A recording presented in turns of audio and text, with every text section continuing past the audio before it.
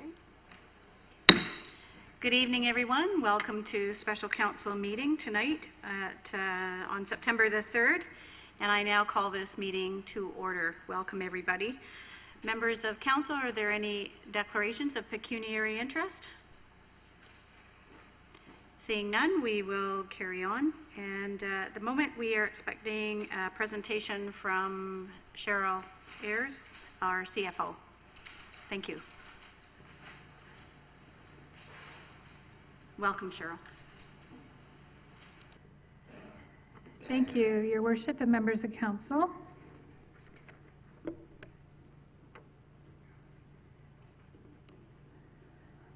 Thanks. Before you this evening is a bylaw that requires your approval for the issuance of debentures through the region. In previous years where debentures have been issued, council has approved a similar bylaw. There has been confusion in regards to tonight's bylaw because a special council meeting was called, but I'll explain the process and the reason for the special meeting. Under the Municipal Act, a lower tier municipality in a regional structure does not have the power to or the authority to issue debentures. We must issue our debentures through the upper tier municipality, which would be the region of Waterloo in our case. In order to do that, the lower tier municipality must approve a bylaw authorizing the issuance of debentures through the upper tier.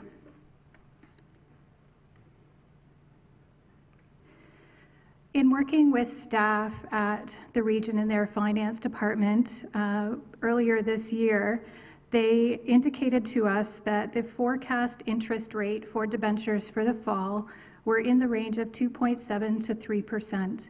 So our intentions earlier this year were to bring a bylaw forward to council in September for approval so that we could proceed with a fall debenture issuance.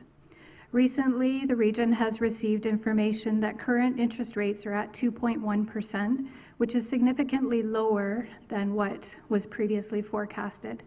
The region wanted to be proactive and take advantage of this lower interest rate, so they advised us in August that they would be going out for a debenture issuance earlier than what was originally planned. Therefore, we had to come to council with a special through this special meeting to get the bylaw approved sooner than we had originally planned. So it was always intended that we would bring the bylaw to the September council meeting, but this meeting was called just to advance that process with the region. The projects that we are requesting to be funded from debt have all been previously approved by council through the budget or staff reports. There are 3 projects altogether that are included in the debenture issue bylaw. One is the AMI implementation for $13.4 million. That's the smart meters that are being installed in homes throughout the city currently. The second project is for streetscaping on Main Street for $2.9 million, and that project is nearing completion now. And the third project is King Street, which is a regional project, but the city's share of funding for that project is $1.9 million, or almost $2 million. So again, all of this debt has been previously approved by council. This bylaw that is before you this evening is just a formality under the Municipal Act that gives the region the authority to issue the debt on our behalf.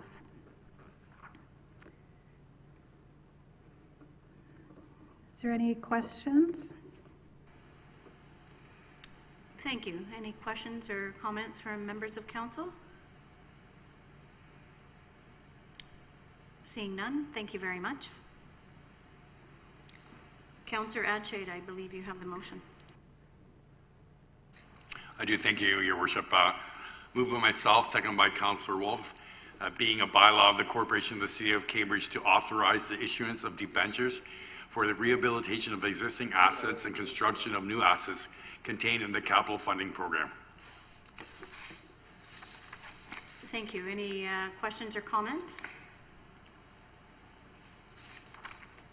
Councillor Liggett. Sorry, I should have asked it earlier. When I read the motion, is it speaking to more items than the 3 that we were just shown? or is it just those three? Cheryl will answer that. Through you, Your Worship, the bylaw is just for those 3 projects that I outlined in the presentation. Okay, thank you. Okay. Any other questions, members of the council? All right, I'm ready to call the vote. All those in favor?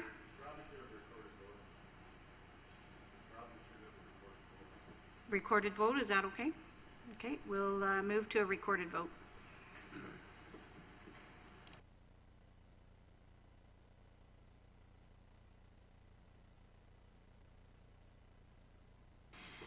This will be a traditional poll vote, so we're going to do a hand raising, but it will be noted by the clerk.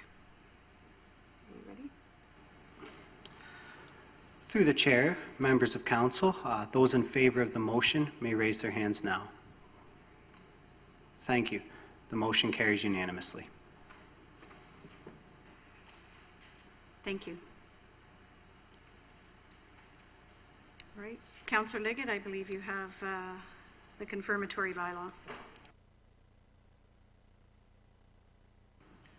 Moved by myself, seconded by Councillor Mann, confirmatory bylaw, being a bylaw of the City of Cambridge to confirm the proceedings of the Council of the Corporation of the City of Cambridge at its special meeting held on the 3rd day of September 2019. And thank you. I'll call the question. All those in favor?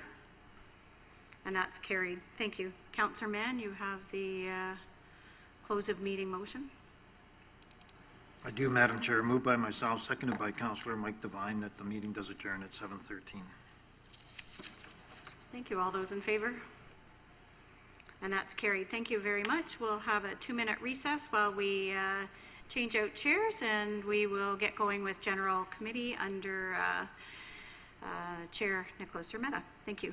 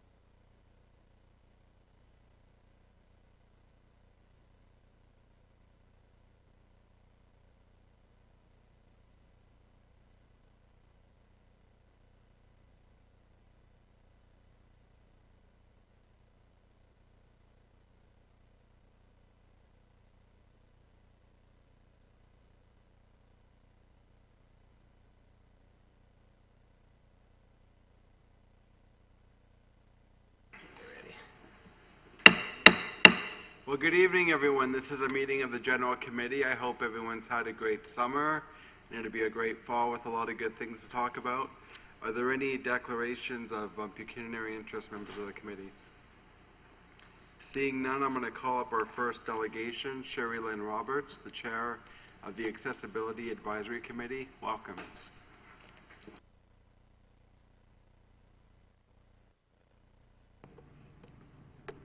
All right. Hello, thank you for that. Thank you, council members, for having me here tonight. I'm here to talk to you about the Forward Movement Project. You probably have already received a package with a little bit of information about this, but I'm just going to go through some of the reasons why I think that this is a great thing we can implement here in our municipality. So we really want to bring this dynamic symbol to Canada. The dynamic symbol was designed by an American organization as a part of the Accessible Icon project. The original symbol originated in Denmark and made its way to Sweden, where it became recognized internationally in 1969. So the original symbol is a 50-year-old symbol. So it's, time for an update. It's 2019, and while the universal symbol was acceptable then, we believe it's time for a change. We believe it's time for a more dynamic symbol that recognizes the person first. So I'm just going to quickly go through a few points. So why we want this symbol to be implemented here, who the partners are that have worked on this project already, and a little bit about awareness and education, so what that symbol can do for people. It's really more than just a change in paint, and our ask, what we're looking for today. So this symbol is dynamic. So despite some people with disabilities not being able to, quote unquote, move in the way that this symbol signifies, this symbol is not about how people with disabilities physically move through our communities, but that they are very active and out there in the community contributing and living very full lives. It's really a person-first focus. So I can speak to my situation a little bit. I know a number of you from seeing you out in the community, and you know that I'm very active in this community. I'm a mom, a wife, a student, an athlete, an advocate, and I happen to use a wheelchair while doing all those things. But in order to be able to fully participate in all those aspects of my life, we really need to have these kind of conversations about removing barriers, including attitudinal barriers, about what people with disabilities are capable of, which is literally anything and everything. Really, the sky's the limit. So this symbol emphasizes that people with disabilities are able to participate in society fully. The visual representation of movement is really powerful, I think, in this icon. It focuses on abilities regardless of the physical challenges. And the change in the symbol is really a catalyst for conversation, learning, and advocacy for issues surrounding accessibility. I can speak a little bit to, I know you're all familiar with the Stopgap project that I brought here to Cambridge. What are some of the things that we can do to remove those barriers and to make things easier for everyone? Alrighty. So nothing about us without us is sort of the slogan that goes along with this forward movement. So oftentimes people with disabilities are not really involved in the decision making that affects us directly. And that's really part of the change that we're looking to implement with the dynamic symbol. This is going to encourage more conversations with municipalities like yourselves, with disability organizations, schools, alongside people who have lived experience. Because who knows better about the daily challenges than those that are living it? So these are just a few of the champions that have been working alongside the project. So we have Paul Rosen here. He's from Team Canada. He plays sledge hockey. My friend Luke Anderson, he's the genius behind Stopgap. He's the one who actually started Stopgap in Toronto, and it's now spread nationwide. It's quite amazing what he's done. Another friend of mine, Joel Demby, he gave a TED Talk. I used to play wheelchair tennis with him for years and years, and he's one of the champions of this project as well. And there's many other individuals there. So it's really spreading far and wide. And these are some of the sponsors that have been behind it. You may recognize a few. Toyota is here in town. We have Kidsability. Kidsability actually already has this symbol in place in their parking lot. So it's pretty exciting when I go out places. Just this weekend I was at the X and I went to Ontario Place, and all of the parking spots at Ontario Place are marked with this symbol, and I thought that was really cool just to see it spreading so far and wide. So as you can see, there's a number of project partners and sponsors that are working hand in hand with the people that are running this project. So it's really more than an icon. This is about educating that people with disabilities are people first. We deserve a voice that is listened to as well as heard. And these icons can really spark those conversations on the importance of access and inclusion in communities. So conversation about people with disabilities being more active in the community and being more than just an afterthought. I've seen sometimes, where buildings have been built and then, oh no, we better throw a ramp on there to make sure it's accessible. Or other things that are thought of last and just to check that box. But I think it's really important that we think about people with disabilities in all aspects. And this can be a reminder to people that people with disabilities are out there in the community and need to have ways to get around that are accessible. Need to have, accessible passive travel, need to have accessible buildings, parking, everything in order to function day to day. So having that as a forethought is really important in planning. And these kind of icons can be a constant reminder about the importance of that. So this project also does these community awareness events at schools and with various foundations, and educating the community that the dynamic symbol is really more than an icon. All right, so some of the awareness and education that's gone on, they've done quite a few of these launches. So this one was done at Holland Bloorview Kids Rehab Hospital in Toronto. And it was really well attended and the kids loved it. They got to actually help in the painting of the spots, and that was a really fun, exciting event for everyone. That was one of the first ones that happened. And then, we lost some of our picture here, but this is Variety Village, which is a accessible fitness center in Toronto. I used to play wheelchair basketball there. It's an awesome facility. They also have incorporated all these icons in their parking lot, as well as the Ability Center in Whitby. And a lot of the corporate partners that I listed earlier are also incorporating it into their own business parking lots, which is pretty neat to see out in the community. And as well, it's gone up through many levels in government. So the aim is to hopefully make this the new international symbol for accessibility, to go from that sort of stagnant, stuck person picture to one of movement, to show, again, that people with disabilities are active and moving through our community. The City of Mississauga has incorporated it into all of their accessible parking spots as well. So one thing I'll speak to about in terms of like the logistics of how this is going to work. So for the time being, until it's been incorporated as the new accessibility symbol, we can only utilize this symbol on the ground. So in the parking spots, the only thing that isn't overseen by bylaw is the painted surface on the ground. So the sign that will be on the pole will remain the same, and there are some other things that have to stay with the old symbol until the new one has been legislated through and made to be the new accessibility symbol. So what we're looking for today is for the City of Cambridge to adopt this dynamic symbol of access where currently permitted, like I said, in those painted spots, in the accessible spots. And also, if the city could write a letter to the Provincial Ministry of Accessibility, Municipal Affairs and Housing and Transportation in support of the campaign to have this brought up and to make it the new norm countrywide. We'd love to see it. And to do a shared communication about adopting the icon and how it aligns with the city's commitment to inclusion. So I'd love to see, like a really cool awareness event where we have like a paint day, people come out, we have the community members out there so that they can see the icon in place, understand that it still means it's a regular accessible spot, you still can't park there without a permit, and just, again, have that whole awareness event around it. So that is where we're at with this. If any of you have any questions, I'm happy to answer. Thank you. Any questions, members of the committee? Councillor Devine? Actually, I really don't have any questions. It's really more comments. Sherry, thank you for your foresight and all the work you've done with the Accessibility Committee. You've done a wonderful job. Thank you. You're a forward thinker. And this is wonderful. Okay, like I believe we've had the old symbol for about 50 years, and it is time to progress. So thanks for bringing this forward. Thanks for bringing it to City Council. And Vanessa and Robin, thank you for all the work that you've done in this. And Sherry, I understand your son Ben is here with you today. So we don't have a big audience, so say hello to Ben, everybody. But thank you for the work that you've done. thank you very much, because without you, this wouldn't happen. Well, thank you for your support as well on the committee. You've been great. Councillor Mann. Thank you, Mr. Chair, and through you, Sherry, thanks for the presentation. Thanks for your enthusiasm.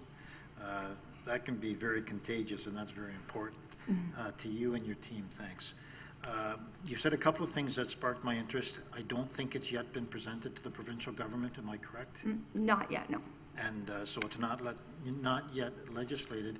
When do you anticipate that it will be presented to the province?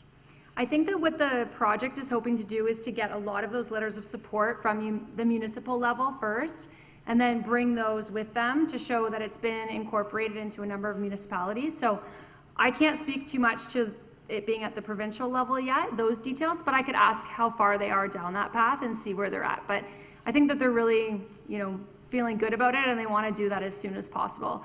And we also might be able to incorporate it with the new federal accessibility legislation, which is happening now, which is very exciting. So they're trying to kind of weave those together and maybe have it a part of that as well. Great, thank you. Councillor Montero. Thank you. Thank you, Sherry, for your presentation. And I like this sign a lot better than this one is active. Looks like someone is moving. So, but we're going to have a lot of questions on there from the public. They're going to say, what's the difference between this one and the other one? I think the public should be made aware. Should be a campaign to make the public aware of this new sign. Although it hasn't been approved by the province yet, but I think we should start educating the public what it means and what Absolutely. it's about. So. Yeah, that would be helpful for sure, to make sure that people know that the same laws apply in terms of parking. But also for that awareness component, I think it's really important that we do that and have the public be aware of what it means and what we're hoping to do with it. Yes, because I can see a lot of questions being asked. What's the absolutely. difference? Yeah, we actually already have some of these in the city. So one of the contractors that was hired to do the reconstruction on the parking lots behind Letts Street, you know where that is? Yep. We already have these symbols. So that contractor, independently on their own, I guess that's what they are using. And so they are already there, so you can see them in real life. So there's a couple of them already over there, as well as the ones at Kidsability. So good. Yeah. Thank you. Thank you. Councillor Wolf. Thank you, Sherry, for your presentation. I love this symbol. It's active, it's powerful, and really sends a different message when you look at it. And so my question is, where do you want to paint the next dynamic symbol? And when do you want your event? Yeah, so we were just talking about that actually, and we thought that a really good spot would be right down where the farmers market. So the parking lot that's right beside this building, I thought that would be a really great place to have it. Maybe incorporate it during the farmers market when we have lots of foot traffic. We can have people, checking it out and encouraging that awareness component as well. So we'd like to see that. Potentially also the new accessible spot, because I was just there the other day and I don't think that the sign has been painted on the ground, but the one over by LA Franks that's been incorporated. So they just have the pole right now and not the painted symbol. So those are two potential spots that we could have a good event. There's lots of space and have a bit of an awareness event. Yeah. Okay, that'd be great. Yeah, thanks. Councillor Odshade. Thank you, Chair. Sherry, thanks for your presentation. And Robin and Vanessa, thanks for all the work you do on the Accessibility Committee. I'm really glad to be a member of the committee myself. And this symbol means a lot to me too. Being with limited mobility, it's really dynamic, it's moving, and I think that's something that we really need to push forward. So I compliment you on this. I'm just wondering, where do we stand? Are we kind of beginning of the curve in Ontario municipalities, or are there other? I know you said Mississauga has already done a lot of work. Are we one of the newbies, or is there other municipalities that that have adopted the dynamic symbol? Yeah, so Toronto has, it's kind of hit and miss in Toronto, like some of them have it and some places don't. The way it would work here as well, it wouldn't be a matter of going out, obviously I'm not about spending tons of money on stuff. It wouldn't be about going out and changing them all. It's as reconstruction happens or as new paving or when we do new painting of lines and signs in parking lots. So I know Hamilton has incorporated quite a few, Toronto, Mississauga, so some of the bigger municipalities, but I have found in my time living here in Cambridge that compared to when I lived in Burlington, we've always been ahead of the curve in terms of accessibility. I've found that especially council have always been very receptive to many of the things that our committee has brought forward. I'm really proud of that, to say that our community, in spite of being an older one with a lot of older buildings and other barriers that we deal with, we've really found a way to work inclusion into every aspect of our city. And so I think it's important to have something like this, have that physical reminder that we are, like you said, ahead of the curve and one of the new ones. So it'd be great. I think we'd be setting a good precedent for other municipalities. Thank you. Councillor Mann. Well, thank you, Mr. Chair, and my comment is really a concluding comment, if I may. And is there a motion coming? Yeah, I've got it. Then I'm going to hold off until the motion is. Yes, there is. Thank you. But the three request, or the request about the letter to the minister is not in the motion, but we can certainly put that in there as direction. And we could add that. I would propose that we add that as direction. I think that's a great idea. Thank you, Sherry. I have no further speakers. I just want to echo the comments made here tonight. Very impressed with the initiative, very positive and forward-thinking. And now we're going to get to the motion, so thank you. Councillor Devine, you've got item 8, which is a motion. As a matter of fact, I do. You're 100% correct. Okay, can we leave our ask up on the screen? This was seconded by Councillor Adshade, who's also on the committee. Dynamic symbol of access. That report 19-219 CRS, re-dynamic symbol of access be received, and that council adopt the dynamic symbol of access as a standard sign of accessibility on city facilities where permitted. To also write a letter to the Provincial Minister of Accessibility, Municipal Affairs and Housing and Transportation in support of our campaign, and to do a shared communication about adopting the icon and how it aligns with the city's commitment to inclusion. I'd like to speak on that. You may. We have a long way to go in Cambridge, Ontario, and in Canada on accessibility. We all have a long way to go. All right, I've seen a real good example of it today that kind of broke my heart, really, but we won't go there. This symbol, because the symbol's being changed, will raise awareness, and it's going to heighten that awareness. And I believe this symbol is a going forward symbol. It's a moving symbol. And I believe for accessibility, it will help to break down the barriers. And we really need to do that. Thank you. Councillor Mann. Thank you, Mr. Chair, and through you, I know Sherry said that we're an old community, but I think we're a progressive council. And we talked about phasing this in, and I think a couple of good locations might be the construction on both King Street and Main Street that's taking place would be prime locations where you could start something like this. And as was discussed, it could be phased in as new construction takes place. So it's a perfect time, and it's a great opportunity for us to demonstrate our commitment. And I hope that the region takes on that commitment as well. Thank you. Councillor Reid. Thank you, Mr. Chair. Well, I want to thank you for the presentation, and certainly inclusiveness has been something that I have preached for many a year, but certainly not as well as you, Sherry. Thank you. And I really think it's important for us to take some political action here and to write the letter. I think that's very important, and we can maybe even follow that up further after the letter. Who knows? You know, we'll see where that takes us, and we may be able to do even more than that in trying to get this through the legislature. I don't think it's something that's difficult. It's just getting it through there. Sometimes it may not have as high a profile as some of the other issues that they're dealing with. I also think that it's important to have that communication, and we might want to have you come back at some point in time and tell us a little bit more about the communication and how you would proceed as a committee, and making sure that everybody was aware of the icon and what it means, and how we view accessibility today in a very different way than we did 50 years ago. And I think we have advanced, and I want to thank you very much for telling us that we're progressive here and ahead of some of the other cities. Thank you very much. Oh, thank you.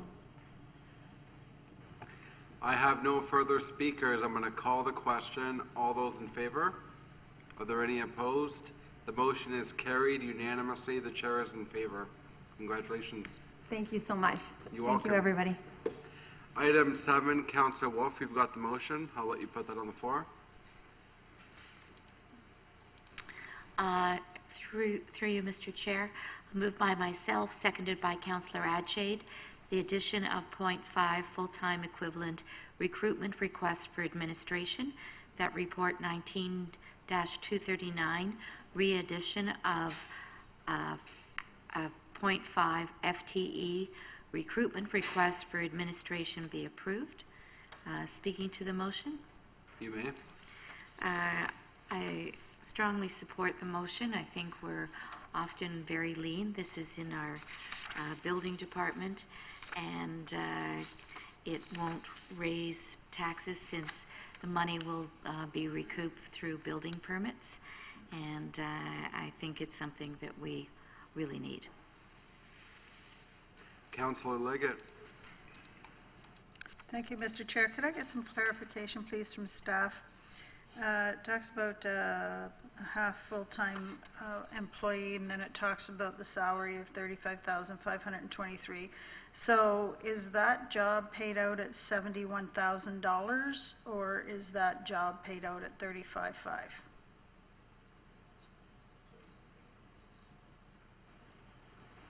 Hardy? Yep, just for clarification, that's salary plus benefits. So the salary plus benefits would be almost $71,000, or just over $71,000, which is double the $35,523.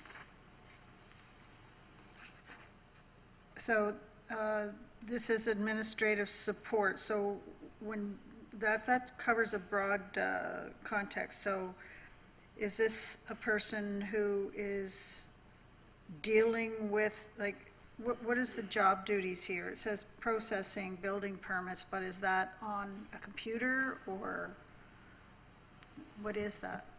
So that would be counter support, that would be helping with our records management, that would be entering building permits for those individuals that don't wish to apply online, and general administrative duties. So is this at the bottom of the pay scale, medium, or top?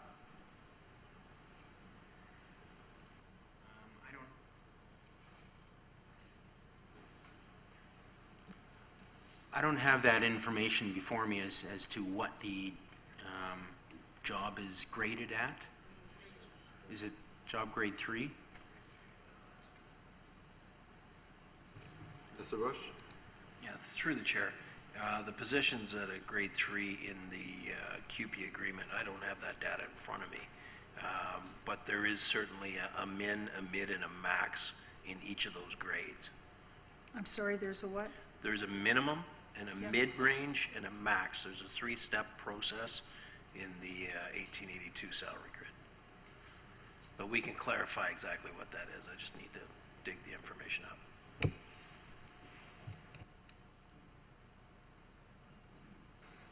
Okay, thank you. Councillor Devine? Yes, thank you, and through the chair. I certainly have no problem putting an FTE, or half an FTE in the building department. Each and every one of us councillors over the years has heard the stories about how long it takes to get a permit, et cetera, et cetera, et cetera.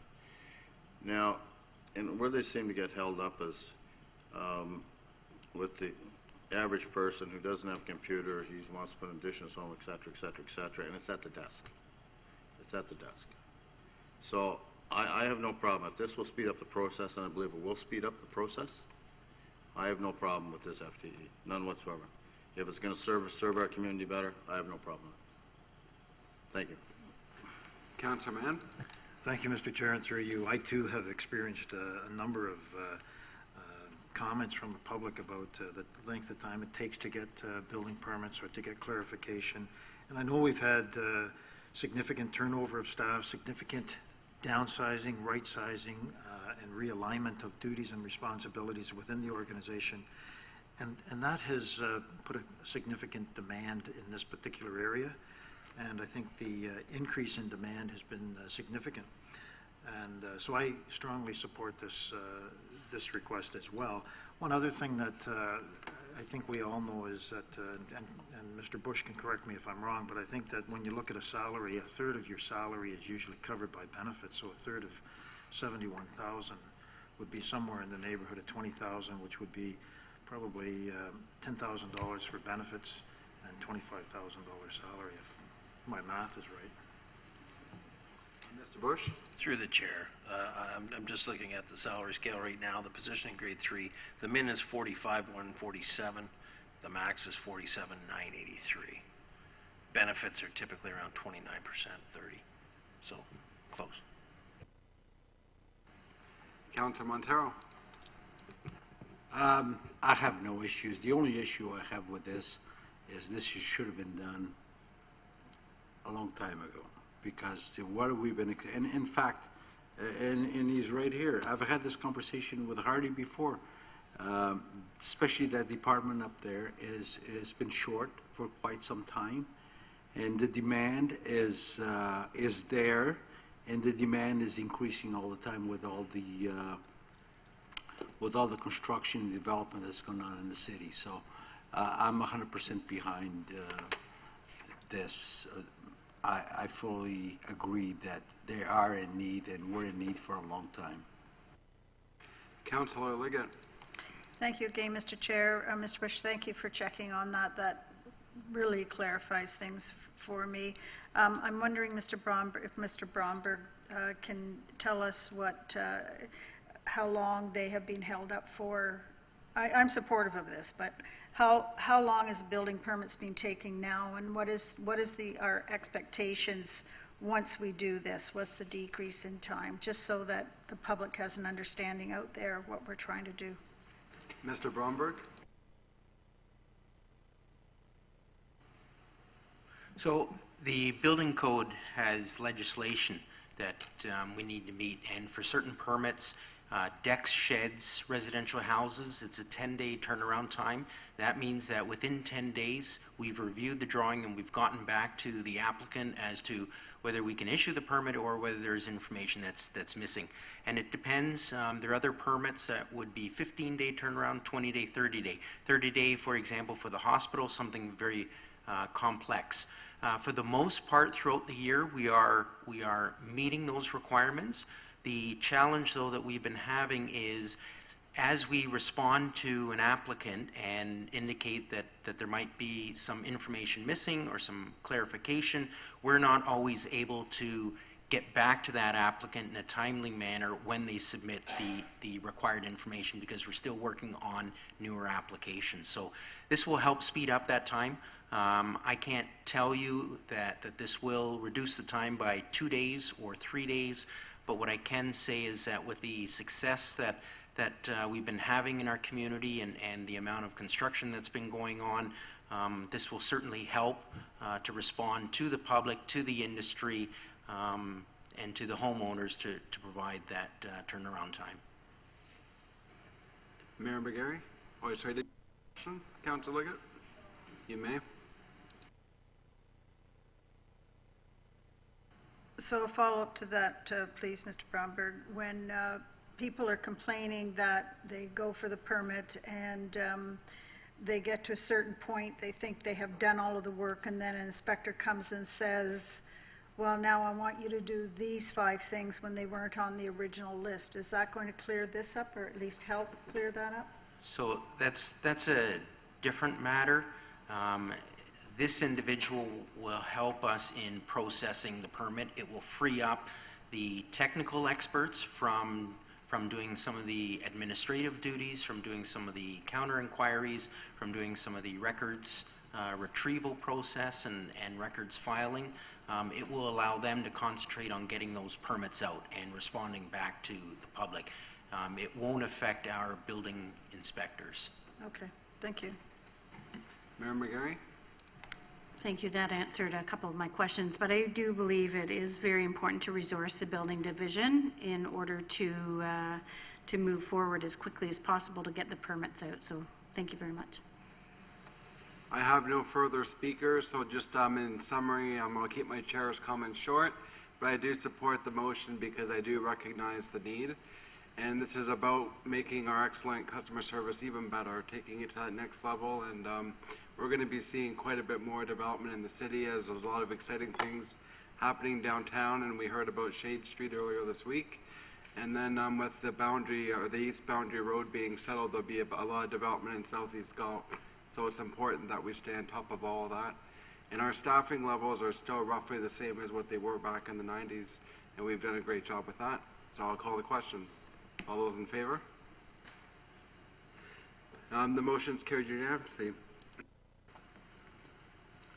Councillor Reid, you've got the consent.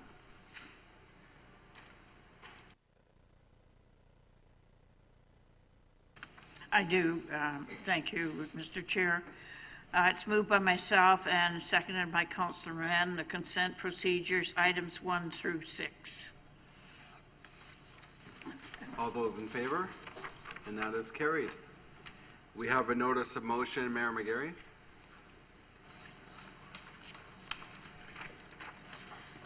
Thank you, Mr. Chair, through you. Whereas, notice a motion, whereas Council passed motion 19-138 on June 19th, which outlined a process for evaluating potential sites for a consumption and treatment site, and whereas Council passed interim control bylaw 55-18 on April 10th, 2018, which allowed for a planning study to be undertaken with respect to the 3 core areas and a buffer zone of 500 meters around them. The planning study was undertaken to develop policies with respect to the location of the consumption and treatment sites within the City of Cambridge and will form the basis of a new zoning bylaw. And whereas Council extended interim control bylaw 55-18 on March 26, 2019 for a further period of 1 year until March 26, 2020. And whereas while the interim control bylaw is in place, the establishment of a CTS cannot take place until such time as the new zoning bylaw is enacted to replace the interim control bylaw. Now, therefore, Council directs City staff and the Wellness Advisory Committee give due consideration to the interim control bylaw 55-18 as they undertake this process, and further that the planning study making recommendations for a new zoning bylaw be presented to Council for a decision. Thank you. And just to clarify, that's for the next council meeting? Yes. Okay, okay. So close of meeting, Councillor Montero.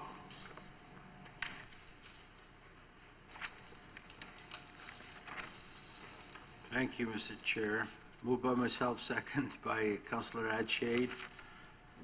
The meeting is adjourned at 7:58.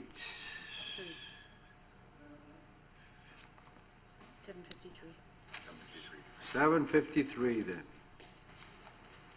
The meeting is adjourned. Thank you, everyone. Depends which one you're looking at. They had to scoot.